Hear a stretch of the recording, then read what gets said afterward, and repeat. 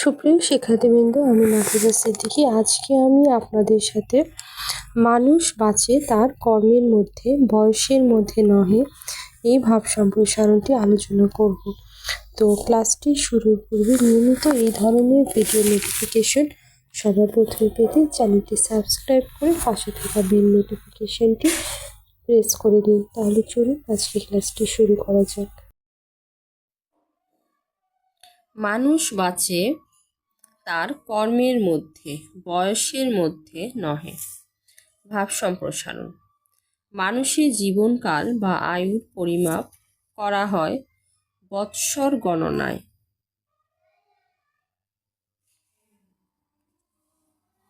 কিন্তু বৎসরের সংখ্যা কখনো কাহারও আয়ু পরিমাপ হতে পারে না।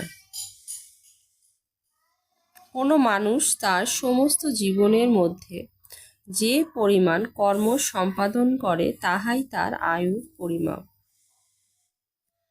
কারণ দীর্ঘজীবী হয়েও যদি কেহ অলস ও নিষ্কর্মা জীবনযাপন করে তবে বেঁচে থাকা অর্থহীন হয়ে দাঁড়ায়।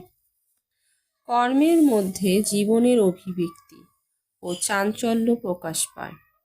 কর্মহীন মানুষের মনুষ্যত্বের কোনো অভিব্যক্তি নাই, তাই বেঁচে থাকাও নিরর্থক। নিষ্কর্মা মানুষ পৃথিবীর কিছু দেখল না, শিখল না, কেবল বোঝার মতন হয়ে সে পৃথিবীর খাদ্য ও বিশ্রাম গ্রহণ করল। মন্তব্য: কর্মই জীবনের লক্ষ্য, কেবল প্রাণ ধারণ করাই মানুষের জীবন নহে। এই ছিল আমার আজকের ভাব সম্প্রসারণ। ক্লাসটি কেমন লাগলো কমেন্টে জানাবেন। ভালো লাগলে অবশ্যই লাইক শেয়ার করবেন।